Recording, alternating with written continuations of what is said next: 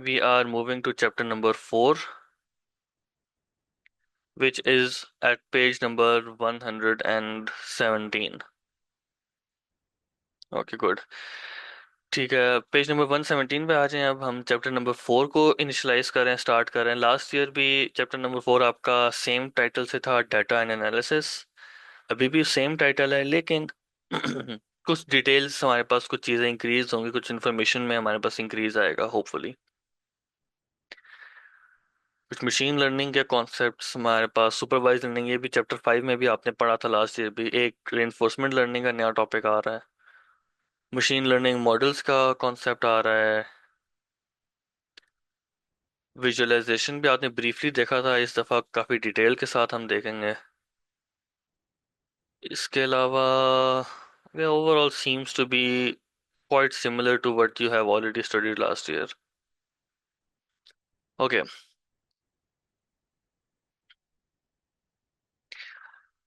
Data science हमने पहले भी ये चीज़ देखी। Data science is branch of multiple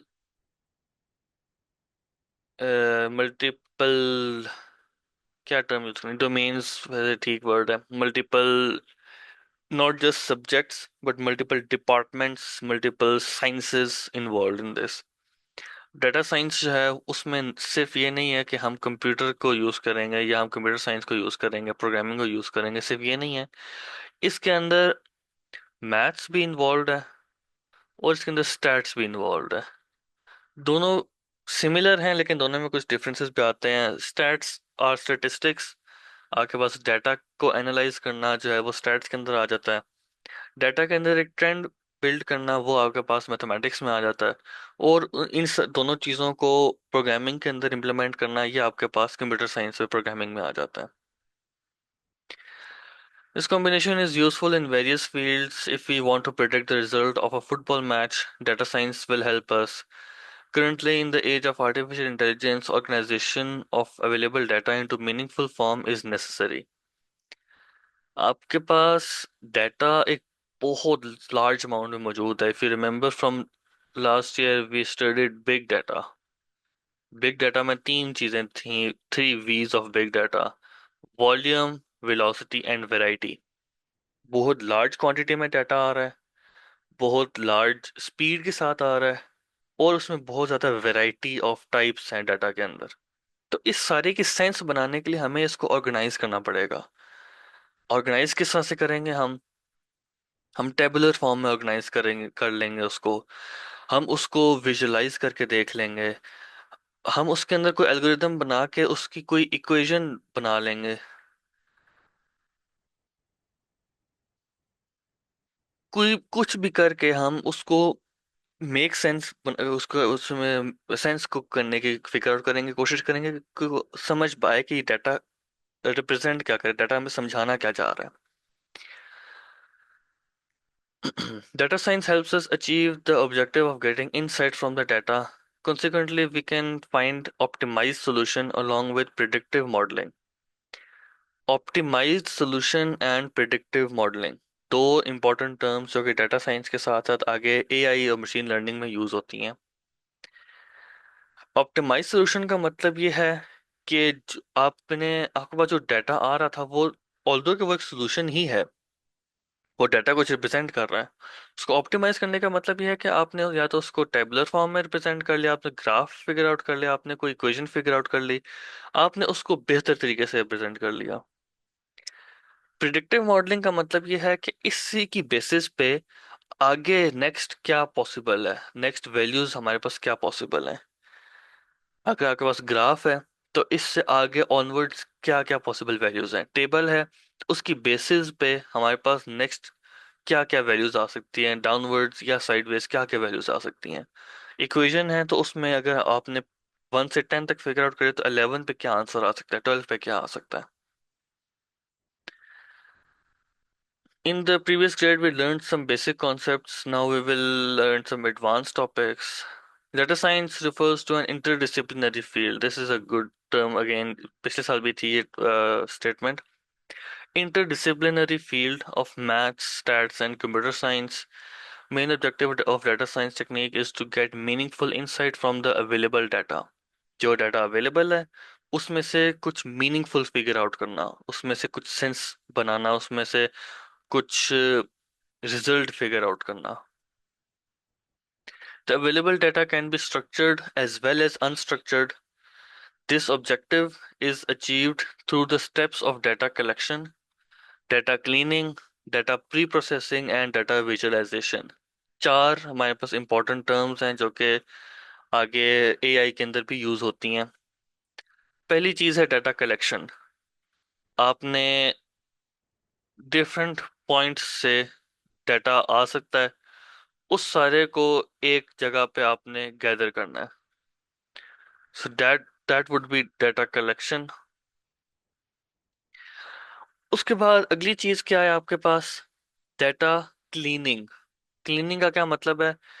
आपके पास इस सारे डाटा में से कुछ चीजें हैं जो इररेलेवेंट होंगे. आपके अगर पासिंग ग्रेड्स और ये चीज फिगर आउट करनी है, पासिंग फेलिंग वाली चीज फिगर आउट करनी है अगर हमने, तो उसके अंदर इररेलेवेंट चीज क्या है? उसके अंदर इररेलेवेंट आपका सीएनआईसी. सीएनआईसी से कुछ फर्क नहीं पड़ता कि कौन सा स्टूडेंट पास होता है या फेल होता है. नेम से कोई फर्क नहीं पड़ता कि कोई स्टूडेंट पास है या फेल है. हाँ, उसके जो मार्क्स हैं, those matter, those are important for us. तो इस तरीके से हम जो इररेलेवेंट चीजें हैं उनको रिमूव करके हम रेलेवेंट चीजों को अपने पास रखते हैं. डाटा प्री प्रोसेसिंग भी के अंदर ही डाटा क्लीनिंग आ जाती है. डाटा को पहले से कुछ कोई प्रोसेस अप्लाई कर देना. ये भी हो सकता है हम मार्क्स आपके कोई किसी सब्जेक्ट के 65 में से होंगे, जिस तरह कंप्यूटर के 65 में से होंगे, किसी और साइंस के 75 में से होंगे, आपके इंग्लिश उर्दू के 100 में से हो सकते हैं, इस्लामियात के पाक स्टडीज के 50 में से. अब ये सारे डिफरेंट डिफरेंट लेवल्स पे हैं. इन सबको एक 100% के हिसाब से आप सेट कर दो, तो that is also pre processing. हमने सारों को एक स्केल पे हम ले आए. इसके बाद है विजुअलाइजेशन. जब आपने सारे डाटा पॉइंट्स गैदर कर लिए, अब बिकॉज ये मार्क्स हैं तो हम कह सकते हैं कि सब्जेक्ट वाइज आप ग्राफ्स बना लो. इसमें अब आप बता सकते हो कि इस ये हमारे पास लाइन है पासिंग की. Mostly students in certain subjects में स्ट्रगल कर रहे थे. इन दो तीन सब्जेक्ट्स के अंदर वो अच्छे मार्क्स इजीली ले सकते हैं. तो अब आपने एक ट्रेंड फिगर आउट कर लिया इसके अंदर से, इसको प्री प्रोसेस करके. Various programming languages like Python, R Studio and MATLAB can be use for data visualisation. MATLAB, आगे अगर जो लोग इंजीनियरिंग के फील्ड्स में जाएंगे, specially electrical, mechanical, chemical side पे जाएंगे, तो वो मैटलैब का बहुत यूज देखेंगे भी. उसमें इक्वेशंस को प्लॉट करके आप ग्राफ्स बिल्ड कर सकते हो. पाइथन भी आपको इस तरह के features, python language built in features provide करती है. जो गूगल कंसोल है, गूगल कंसोल अगर कोई पाइथन लैंग्वेज को एक्सप्लोर करना चाहे तो this is a very good online platform. और R studio, R is also a language. R एक लैंग्वेज है, तो इसका काम भी डाटा प्रोसेसिंग के हिसाब से ही मोस्टली किया जाता है यूज. डाटा प्रोसेसिंग या फिर आपके पास डेटाबेसेस के मैनेजमेंट के साथ. अब डाटा साइंस का स्कोप अगेन हमने लास्ट ईयर भी देखा था, तो इसको थोड़ा सा ब्रीफली ओवरव्यू करते हैं. हेल्थ केयर में यूज किस तरह से हो रहा है? Based on previous data, previous दूसरी डिजीजेस की बेसिस पे, कहीं और के रिकॉर्ड्स, किसी और हॉस्पिटल के रिकॉर्ड्स, कंट्री के रिकॉर्ड्स की बेसिस पे हम फिगर आउट करते हैं कि कहाँ पे किस तरीके से लोग किसी बीमारी से बच रहे हैं और उस चीज़ को मेडिसिन में कैसे इंट्रोड्यूस किया जा सकता है. स्पोर्ट्स में based on previous performances figure out करना कि कोई भी टीम नेक्स्ट मैच में कैसा परफॉर्म करेगी. फाइनेंस में भी यही चीज़ है, फ्रॉड डिटेक्शन भी है, और इसके अंदर आपके स्टॉक मार्केट के ट्रेंड्स. जैसे अभी ईरान और इसराइल की जो जंग स्टार्ट हुई है, तो उसमें क्रिप्टो करेंसी और जो क्रूड ऑयल की मार्केट है उसमें बहुत ज़्यादा क्रैश आया है. तो ये चीज़, ऑल्दो के जंग अनप्रिडिक्टेबल सिनेरियो होता है, लेकिन एवरीबडी सॉ इट कमिंग। जो पिछले कुछ दिनों की सिचुएशन थी, पॉलिटिकल सिचुएशन थी, उससे नजर आ रहा था कि सिचुएशन गलत खराब होती जा रही है। तो जो लोग इसके एनालिस्ट थे उन्होंने ऑलरेडी ये चीज प्रिडिक्ट कर दी थी कि those who have invested they should be careful. Goods transportation, again यही जंग की सिचुएशन देख लें, या फिर इसके अलावा भी जिस तरह आपके पास कुछ हॉलीडेज जैसा के इवेंट्स आते हैं, तो उसमें फिगर आउट करना कि कब बेहतर है कि आप ज़्यादा गाड़ियाँ ये ट्रांसपोर्ट के लिए कर रखें, कब कम रखें। इस तरह ईद के टाइम पे ज़्यादा शॉपिंग हो रही होती है, ज़्यादा ऑनलाइन डिलीवरीज होंगी, तो उस टाइम पे ज़्यादा ज़रूरत होगी, आम दिनों में कम होगी। इस तरह से डिफरेंट ट्रेंड्स फॉलो करना। एयरलाइन एयरलाइंस में एफिशिएंट रूट्स, फ्यूल कंजम्पशन कम हो, रिस्क कम हो, कस्टमर फीडबैक के बेसिस पे इम्प्रूवमेंट्स ऐड करना। कस्टमर फीडबैक कहाँ से आ रहा है? हमारे पास बिग डाटा के थ्रू आ रहा है, जो डाटा हम गैदर कर रहे हैं। Energy and utilities, real time monitoring is useful for load distribution. जिस तरह आजकल गर्मियों में एसी का यूज ज्यादा होता है दिन के टाइम पे, इसका मतलब है कि दिन के टाइम पे बिजली की ज्यादा रिक्वायरमेंट है। इसी तरह गैस का यूजेज सुबह के टाइम पे, दिन के टाइम पे, रात के टाइम पे, तीन जब खाने बनाने के टाइम है तो उस टाइम पे गैस का यूजेज ज्यादा है। तो अब इसको मैनेज कैसे करना है? अगर लिमिटेड रिसोर्सेज हैं तो जब घरों को ज्यादा जरूरत होगी तो उस टाइम पे इंडस्ट्रीज की गैस कम कर दी जाए, घरों को प्रोवाइड की जाए, ताकि कहीं पे किसी को हर्डल ना आए। इस तरह की डिफरेंट चीजें सेटअप करना। Education, personalised learning based on performance of learners, जिसमें डाटा का यूज उस तरह से नहीं कहा जा सकता, लेकिन कुछ हद तक ये बिग डाटा को तो नहीं, लेकिन लिमिटेड टू लिमिटेड एक्सटेंड इसमें हम कह सकते हैं कि डाटा का यूजेस भी आ सकता है। इन द सेंस के आपके पास अगर स्टूडेंट्स की बेहतर लर्निंग है तो उनको हायर लेवल कॉन्सेप्ट्स दिए जा सकते हैं, कि उनकी लर्निंग वीक है तो उनको प्रीवियस कॉन्सेप्ट्स पे लेके जाया जाए, sort of thing. Communication media use for content creation and distribution. अब इसमें इस तरह से आप इसको यूटिलाइज कर सकते हो कि कहाँ पे किस तरह की एडवर्टाइजमेंट्स बेहतर फॉलो हो रही हैं, उन उसकी बेसिस पे उसको लेके चलना। एडवर्टाइजमेंट्स कहाँ पे रिक्वायर्ड हैं, कहाँ पे अप्रोच अच्छी है, कहाँ पे नहीं अच्छी। सेंटिमेंट एनालिसिस का मतलब, वैसे वो कम्युनिकेशन मीडिया में कम और कस्टमर रिव्यू में ज़्यादा आता है सेंटिमेंट एनालिसिस, कि किसी कस्टमर का किसी भी चीज़ के बारे में रिस्पॉन्स कैसा है, उसकी फीलिंग्स कैसी हैं उस चीज़ के बारे में। Then we have entertainment, suggestions Netflix पे, स्पॉटिफाई पे सजेशंस आ रही होती हैं, वो चीज़ें। बिजनेस में भी प्रॉफिट मैक्सिमाइजेशन, प्रॉफिट को किस तरह से मैक्सिमाइज किया जा सकता है, इस तरह की चीज़ें हम कवर कर सकते हैं। Recommender system is a tool or technology that is used to recommend products based on interest। ये तो चलें, आपको आइडिया हो गई कि किस तरह से रिकमेंडेशन जनरेट की जाती हैं ऑनलाइन टूल्स पे, दराज पे, इस तरह की डिफरेंट प्लेटफॉर्म्स पे। सेंटिमेंट एनालिसिस भी आपने लास्ट ईयर पे देखा था कि वर्ड्स को फिगर आउट करना, वर्ड्स के थ्रू कि किसी कस्टमर का रिएक्शन कैसा है, उसके फीलिंग्स कैसी हैं, नेगेटिव फीलिंग्स है किसी चीज़ के बारे में, पॉजिटिव में क्या रिस्पॉन्स है उसका। Okay, then we have artificial intelligence and its scope. Artificial intelligence है क्या? In 1950, a British mathematician Alan Turing proposed the Turing test, which measured the ability of machine to exhibit intelligent behavior। Turing test आजकल भी कुछ हद तक use होता है। वैसे तो अब एआई बहुत ज्यादा इंटेलिजेंट हो चुका है। Turing test is was based in 1950s logic, तो अब उस तरह से हम उसको नहीं कंसिडर कर सकते, लेकिन it was the minimum barrier for an AI to exhibit such behaviour कि वो ह्यूमन इंटेलिजेंस को रिप्लिकेट कर रहा है, ह्यूमन इंटेलिजेंस को फॉलो कर रहा है। Nowadays, modern robots are supposed to be smarter if they can pass the Turing test. The term artificial intelligence is referred to the ability of a machine to exhibit human behavior like problem solving, understanding natural language, and interacting with the environment intelligently।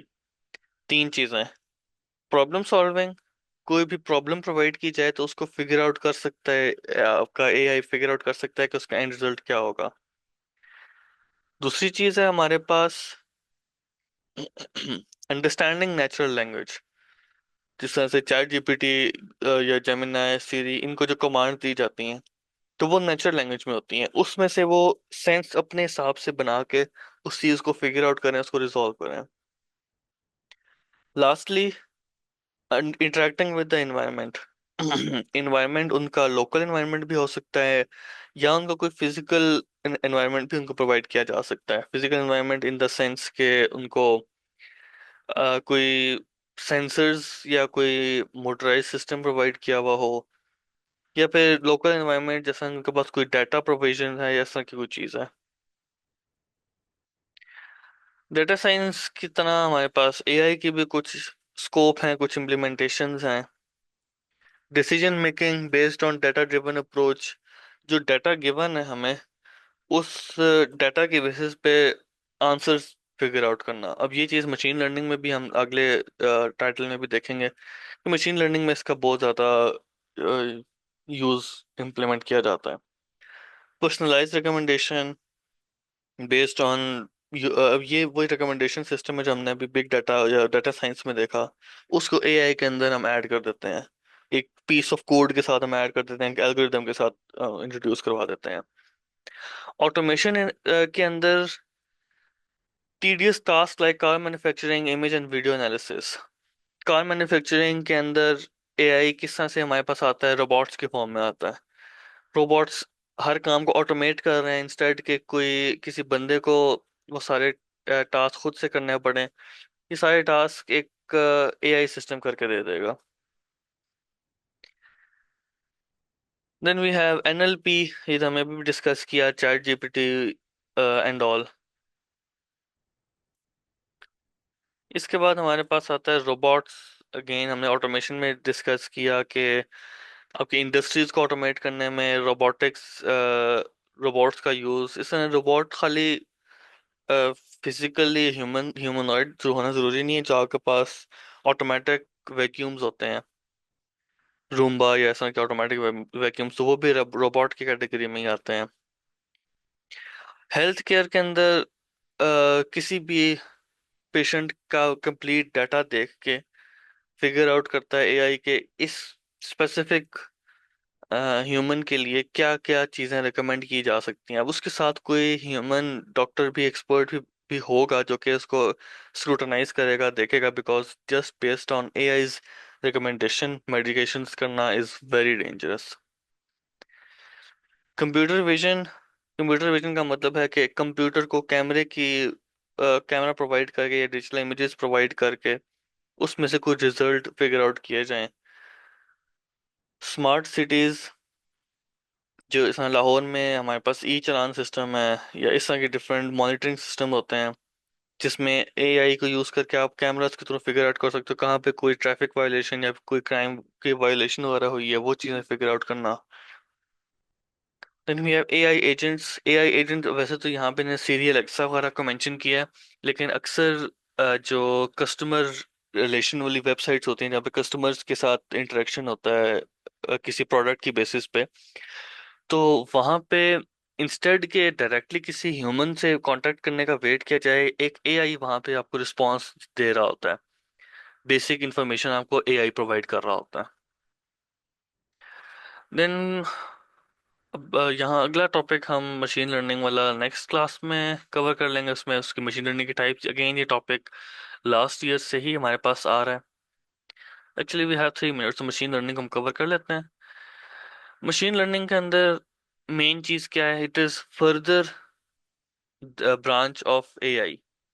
अब इसमें हम AI के अंदर तो हम hard code कर देते हैं हर चीज़ को। हार्ड कोड का मतलब है कि हम खुद कोड करके बताते हैं सिस्टम को कि उसने किस तरीके की रिकमेंडेशंस जनरेट करनी है। मशीन लर्निंग के अंदर हम सिर्फ और सिर्फ डाटा प्रोवाइड करते हैं सिस्टम को, और वो उसके अंदर से लॉजिक खुद फिगर आउट करता है। लॉजिक वो खुद से बिल्ड करता है। अब वो लॉजिक कैसे बिल्ड करता है, किस बेसिस पे करता है, that is not our concern. All we care is कि वो उस डाटा को एनालाइज करे और उसके अंदर से उसको स्क्रूटनाइज करके उसके अंदर एक लॉजिक बिल्ड करके दे दे हमें। It is used in many fields. तकरीबन एआई की और मशीन लर्निंग की फील्ड्स हमारे पास और डाटा साइंस की आपस में मिलती जुलती फील्ड्स होती हैं। Example of machine learning is automated fraud detection based on tons and tons of data। System figure out करता है कि कोई भी जो ट्रांजैक्शन की गई है वो फ्रॉड की कैटेगरी में आती है या नहीं आती। Data science, AI, and machine learning skills. Artificial intelligence and machine learning skills refer to develop systems that can learn and perform decision making।